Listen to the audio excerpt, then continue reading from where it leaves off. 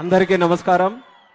నవ్యాంధ్రప్రదేశ్ నిర్మాత, మనందరి అభిమాన నాయకుడు, భావి తరాల తెలుగు ప్రజల భవిష్యత్తుని నిర్ణయించేటటువంటి నాయకుడు ఈరోజు మన బొడగట్లపాలెం గ్రామం వచ్చి ఈ కార్యక్రమానికి ఎంత పండగ వాతావరణం తీసుకొని వచ్చినటువంటి రాష్ట్ర ముఖ్యమంత్రి వర్యులు చంద్రబాబు నాయుడు గారు, వేదికను అలంకరించిన అతిరథ మహారథులు, ప్రజాప్రతినిధులు, ఇటు భారతీయ జనతా పార్టీ, జనసేన, తెలుగుదేశం నుంచి విచ్చేసినటువంటి నాయకులు, అలాగే బొడగట్లపాలెం గ్రామ సోదర సోదరిమణులు, మత్స్యకారు సోదర సోదరిమణులు అందరికీ కూడా నా హృదయపూర్వకమైనటువంటి నమస్కారాలు తెలియజేసుకుంటున్నాను.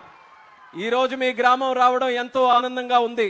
సముద్రాన్ని చూస్తే ఏ రకంగా ఉత్సాహం వస్తుందో, సముద్రం చూస్తే ఏ రకంగా ఉల్లాసం వస్తుందో, అదే రకంగా ఈరోజు బొడగట్లపాలెం ప్రజల్ని కూడా చూస్తుంటే అంత ఉత్సాహం, అంత ఎనర్జీ మిమ్మల్ని అందరినీ కూడా చూస్తే ఈరోజు వస్తుంది. అలాగే చంద్రబాబు నాయుడు గారిని ఈరోజు చూస్తుంటే అదే ధైర్యం, అదే నమ్మకంతో ఈరోజు మన ప్రజలకి చేస్తున్నటువంటి కార్యక్రమాలు మనందరికీ ఎప్పటికీ కూడా ఆశీర్వాదం అన్నది కూడా తెలియజేసుకుంటున్నాను. మరి అటువంటి నాయకుడు మొన్ననే 75 సంవత్సరాలు పూర్తి చేసుకున్నాడనంటే నమ్మశక్యంగా ఎవరికి కూడా లేదు. మాకంటే చిన్న వయసులో ఉన్నటువంటి నాయకుడిగా ఈ రాష్ట్రం కోసం అహర్నిశలు కష్టపడుతూ రాత్రనక పగలనక దేశ విదేశాలకి కూడా వెళ్ళి ఆంధ్రప్రదేశ్ రాష్ట్రాన్ని నెంబర్ 1 గా తయారు చేయాలని కంకణం కట్టుకొని మరి పనిచేస్తున్నటువంటి వ్యక్తి మన నారా చంద్రబాబు నాయుడు గారు అని తెలియజేసుకుంటున్నాను. అటువంటిది ఆ రోజు ఎన్నికల ముందు మనందరికీ హామీ ఇచ్చాడు, మత్స్యకారులకి హామీ ఇచ్చాడు. మీరు ఏదైతే మత్స్యకారులు ఉన్నారో 10,000 ఉన్నటువంటి మత్స్య వేట నిషేధ భృతి ఏదైతే ఉందో అది 20,000 చేస్తామని చెప్పి మాట మీద నిలబడి 130,000 మందికి 20,000 చొప్పున ఈ రోజు 280 కోట్ల వరకు రిలీజ్ చేస్తున్నటువంటి ప్రభుత్వం మన కూటమి ప్రభుత్వం అనేది కూడా తెలియజేస్తున్నాను. మత్స్యకారులు గత ప్రభుత్వంలో ఏ రకంగా అన్యాయం చెందారో అనేది ఒక్క ఉదాహరణ మనం తీసుకొని అంటే తడ నుంచి ఇచ్చాపురం వరకు మనకు ఉన్నటువంటి తీర ప్రాంత జిల్లాల్లో ఒక్క అసెంబ్లీ సీటు కూడా విడిచిపెట్టకుండా కూటమి ప్రభుత్వాన్ని గెలిపించారనంటే మత్స్యకారులు చంద్రబాబు నాయుడు గారి మీద, పవన్ కళ్యాణ్ మీద, అలాగే నరేంద్ర మోదీ గారి మీద ఎంత అభిమానంతో ఉన్నారో ఈరోజు మనందరికీ కూడా తెలుస్తుంది. ఆ నమ్మకాన్ని నిలబెట్టుకోవాలని ఈరోజు వేట నిషేధ భృతి పెంచారు. అలాగే జియో 217 ఏదైతే మత్స్యకారుల దగ్గర ఉన్నటువంటి చెరువులు లాక్కోవాలని గత ప్రభుత్వం ఒక పన్నాగం చేసిందో దాన్ని కూడా తిప్పికొడుతూ ఆ జీవోను కూడా రద్దు చేసి తిరిగి మత్స్యకారులకి వాళ్ళ హక్కులు ఇచ్చే ప్రయత్నం మన కూటమి ప్రభుత్వంలో చేసిందని తెలియజేస్తున్నాను.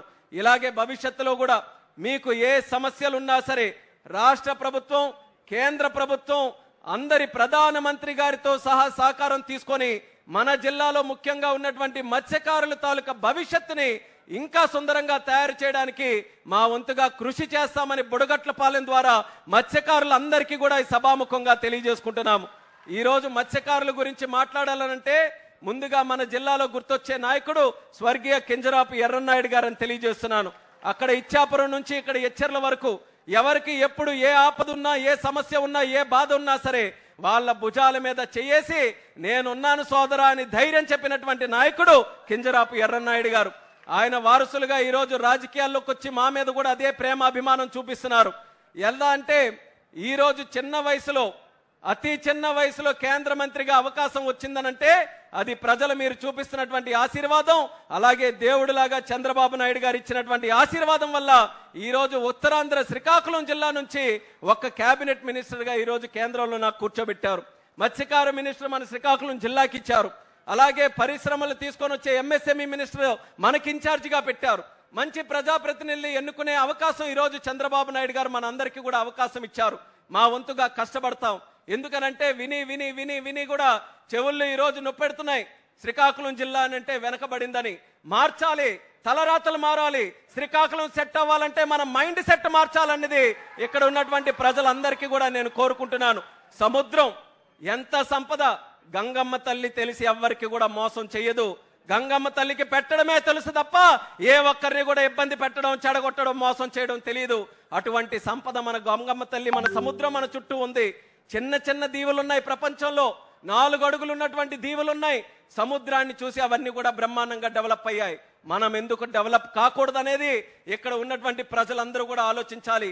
మనం ఎక్కడెక్కడికో వెళ్తున్నాం, గుజరాత్ వెళ్ళి పనిచేస్తున్నాం, చెన్నై వెళ్ళి పనిచేస్తున్నాం, వెస్ట్ బెంగాల్ వెళ్ళిపోతున్నాం, కానీ ఇక్కడే మనం పోర్టులు ఏర్పాటు చేసుకోవాలి, హార్బర్లు ఏర్పాటు చేసుకోవాలి, జట్టీలు ఏర్పాటు చేసుకోవాలి, పర్యాటక రంగం తీసుకొని రావాలి, పరిశ్రమలు తీసుకొని రావాలి. ఇంకా అవసరమైతే ఏ కార్యక్రమాలైనా మనకిక్కడికి రావాలి తప్ప మనం గడప దాటి వేరే పరిస్థితికి రాకుండా ఈ ప్రభుత్వం అన్ని రకాలుగా చర్యలు తీసుకుంటుందని తెలియజేస్తున్నాను. మంచి మంచి ఆలోచనలు ఉన్నాయి. ఇప్పుడే అచ్చెన్నాయుడు గారు చెప్పారు, సుదీర్ఘమైనటువంటి తీర ప్రాంతం ఉంటే ఇన్నాళ్ళకి కూడా ఒక్క పోర్టు మనం కట్టుకోలేకపోయాం.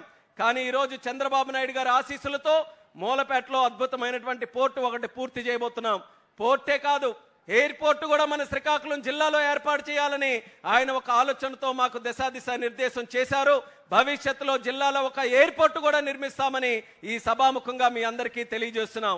మిగిలినటువంటిది ఇక్కడ హార్బర్ కానీ, అలాగే మనకి కళింగపట్నం, పెద్దగనగల్లపేట, మన బారువ, మన మంచినీళ్ళపేట, భావనపాడు, అక్కడ కూడా హార్బర్లు జట్టీలు పెట్టాలని కేంద్ర ప్రభుత్వం తాలూకా సహకారం తీసుకొని కార్యక్రమాలు చేస్తున్నాం. అలాగే మీకు తీర ప్రాంతం నుంచి కోస్టల్ కారిడార్ ఒక హైవే పెట్టి మత్స్యకారులకి వాళ్ళు పెట్టుకునే చిన్న చిన్న పరిశ్రమలు కూడా ఊతమివ్వాలని చెప్పి ఒక ప్రత్యేక బీచ్ కారిడార్ కూడా చంద్రబాబు నాయుడు గారు ఆలోచించి భవిష్యత్తులో చేయబోతున్నారు. అలాగే ఇక్కడ ఉన్న ప్రజలకే చేయడం కాదు, ఎక్కడెక్కడ ఉన్న వాళ్ళందరూ కూడా ఈ తీర ప్రాంతం ఆహ్లాదకరమైనటువంటి ప్రాంతం చూడడానికి, టూరిజంను కూడా డెవలప్ చేయడానికి ఇక్కడ హోటల్స్ పెట్టడం, సర్వీస్ ఇండస్ట్రీ పెట్టడం, అది కూడా ఈరోజు చంద్రబాబు నాయుడు గారు ప్రోత్సహిస్తున్నారు. ఆయన చేస్తారు, నిధులు ఇస్తారు, కార్యక్రమాలు చేస్తారు, అవి ముందుకు నడిపించమని మా అందరికీ కూడా చెప్తారు. కానీ అవి సక్సెస్ఫుల్ గా విజయవంతం కావాలనంటే ఇక్కడ స్థానికంగా ఉన్నటువంటి ప్రజలు మీరందరూ కూడా సహకరిస్తేనే తప్ప ఏ ఒక్క కార్యక్రమం కూడా మనం చేయలేం. అందుకనే మళ్ళీ మీ ద్వారా జిల్లా ప్రజలందరికీ కూడా కోరుకుంటున్నాను, గత ఇన్ని అవకాశాలు ఉన్నటువంటి శ్రీకాకుళం జిల్లా ఏం తక్కువ? మన జిల్లాకి తీర ప్రాంతం ఉంది, గిరిజన కొండల ప్రాంతం ఉంది, గనులు ఉన్నాయి, అలాగే బ్రహ్మాండమైనటువంటి నదులు ఉన్నాయి. అన్నిటికంటే లాయల్ గా కష్టపడినటువంటి వ్యక్తులు ఎక్కడ ఉన్నారనంటే అది మన శ్రీకాకుళం జిల్లాలోనే ఉన్నారు. ఇన్ని వనరులు మనం పెట్టుకొని ఇంకెవరో దగ్గరికి వెళ్ళి పని కోసం చేయి చాపడం అనేది న్యాయంగా ఉందా అని మీకే నేను అడుగుతున్నాను. అన్యాయం అనిపిస్తే మీరు కూడా ప్రపంచం మొత్తం తిరిగి ఉన్నారు, ఎక్కడికొక్కడికో వెళ్ళి పనిచేస్తూ ఉన్నారు. గుజరాత్లో ఉన్న పోర్టుల దగ్గర పనిచేశారు, మంచి మంచి అవకాశాలు అక్కడ చూశారు. ఆ అవకాశాలు ఇక్కడ ఎందుకు పెట్టకూడదు? మీరెందుకు పెట్టకూడదు? మీకు కావలసినటువంటి ఆర్థిక సాయం ఒక లోన్ రూపంలోనైనా, ల్యాండ్ రూపంలోనైనా అవన్నీ కూడా ఇవ్వడానికి ప్రభుత్వం తరపున మేము సిద్ధంగా ఉన్నాం. మీరు మంచి ఆలోచనలతో, ముఖ్యంగా యువకులు ఎవరైతే ఉన్నారో ఈ జిల్లా రూపురేఖలు మార్చడానికి మీరందరూ కూడా ముందుకు రండని మరొక్కసారి మీ అందరికీ కూడా పిలుపునిస్తున్నాను. శ్రీకాకుళం జిల్లా నుంచి వలసలు వెళ్ళడం కాదు, పని వెతుక్కొని వలసలు వచ్చే జిల్లాగా ఇక్కడికి తయారు చేయడానికి అందరం కూడా కంకణబద్దులై కృషి చేద్దాం. ఈరోజు ఒక మంచి అవకాశం కేంద్ర మంత్రిగా నాకుంది, ప్రధానమంత్రి గారి ఆశీర్వాదం ఉంది, చంద్రబాబు నాయుడు గారి తాలూకు ఆశీర్వాదం ఉంది. మనం చేయాల్సింది ఆలోచించాలి. మంచి ఆలోచనలు వాళ్ళు ముందుకు పెడితే సహకారం మనకు వస్తుంది. మనం జిల్లాలో మంచి మంచి కార్యక్రమాలు చేయొచ్చు. పాజిటివ్ గా ఆలోచించమని ప్రతి ఒక్కరికి కూడా ఈ సందర్భంగా కోరుకుంటూ, మత్స్యకారుల గురించి ఒక చరిత్ర చెప్పాలనంటే, మత్స్యకారులకి తెలుగుదేశం పార్టీ ఆ రోజు మత్స్యకార గ్రామాల్లో వెలుగులు చూడాలనంటే లైట్ హౌస్ తప్ప ఎక్కడ కూడా ఒక బుడ్డి ఉండేది కాదు, లైట్ ఉండేది కాదు. అటువంటిది మత్స్యకార గ్రామాల్లో ఇంటింటిలో కూడా వెలుగులు నింపినటువంటిది తెలుగుదేశం పార్టీ ప్రభుత్వం. దానికి కూడా చరిత్ర తీస్తే మొట్టమొదట పునాది వేసింది స్వర్గీయ నందమూరి తారక రామారావు గారని కూడా తెలియజేస్తున్నాను. ఇసుక దెబ్బలుగా ఉన్నటువంటి మత్స్యకార గ్రామాల్లో వెలుగులు తీసుకొని వచ్చారు. అంచెలంచెలుగా మన తెలుగుదేశం పార్టీ కూటమి ప్రభుత్వం చేసినటువంటి కార్యక్రమాలతో ఆ వెలుగులు ఇంటి నుంచి మీ గుండెల వరకు కూడా తీసుకొని వచ్చాం. గతంలో ఆ వెలుగులన్నీ కూడా ఆపే ప్రయత్నం చేశారు. మళ్ళీ చంద్రబాబు నాయుడు గారు మత్స్యకారులందరినీ కూడా మళ్ళీ జీవం పోయాలి, మత్స్యకార గ్రామాలు మళ్ళీ వెలుగులోకి తీసుకొని రావాలని ఈరోజు బ్రహ్మాండంగా కార్యక్రమాలు చేస్తున్నారు. ఆయనకి భగవంతుడు మరి 10 కాలాల పాటు కూడా అటువంటి ఆయురారోగ్యాలతో మన అందరికీ కూడా మంచి సంకల్పంతో ముందుకు నడిపించేటటువంటి శక్తిని ఆయనకి ఇవ్వాలని, ఆయన ఆలోచన ప్రతి ఒక్కటి కూడా సక్సెస్ఫుల్ గా కావాలని ఆ భగవంతుడికి, గంగమ్మ తల్లికి కోరుకుంటూ బుడగట్లపాలెం ప్రజలు అందరికీ కూడా నా శుభాకాంక్షలు తెలియజేసుకుంటున్నాను. ఈ కార్యక్రమం మత్స్యకార గ్రామాలనంటే 1000 గ్రామాలు ఉన్నాయి ఇచ్చాపురం నుంచి చూసుకుంటే. ఈ ప్రోగ్రాం ఎక్కడైనా పెట్టొచ్చు, కానీ ఆయన గుండెల్లో ఒకే ఒక పేరు వచ్చింది, బుడగట్లపాలెంలోనే పెడదాం. బుడగట్లపాలెంకి వెళ్ళి అక్కడ నుంచే మత్స్యకారులందరికీ కూడా డబ్బులు పంచుదామని ఈ ప్రాంతాన్ని ఎంచుకొని మన దగ్గరికి రావడం మన అదృష్టం అనేది మీ అందరికీ కూడా తెలియజేసుకుంటూ, ఈ ప్రేమ అభిమానం ఎల్లప్పుడూ కూడా మీరు కొనసాగించాలి. మీరు మంచి ఆలోచనలతో ముందుకు నడవాలని మరొకసారి తెలియజేసుకుంటూ మీ అందరి దగ్గర సెలవు తీసుకుంటున్నాను. జై హింద్, జై జన్మభూమి.